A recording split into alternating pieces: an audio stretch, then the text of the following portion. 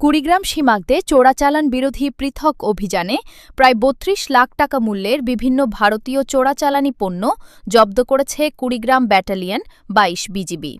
গত ২৪ ঘণ্টায় দায়িত্বপূর্ণ সীমান্ত এলাকায় পরিচালিত এসব অভিযানে ভারতীয় কসমেটিক্স, জিরা, গাছের গুঁড়ি, অবৈধ কারেন্ট জাল, গবাদি পশুসহ বিভিন্ন ধরনের চোরাচালানি মালামাল আটক করা হয়। দুপুরে বিজিবি জানায়, জব্দকৃত মালামালের আনুমানিক মূল্য ৩১,৯০,৭৫০ টাকা। সীমান্তে চোরাচালান প্রতিরোধ, অবৈধ অনুপ্রবেশ দমন এবং দেশের সার্বভৌমত্ব রক্ষায় জিরো টলারেন্স নীতি বাস্তবায়নে বিজিবির অভিযান ভবিষ্যতেও অব্যাহত থাকবে বলে জানিয়েছে বাহিনীটি।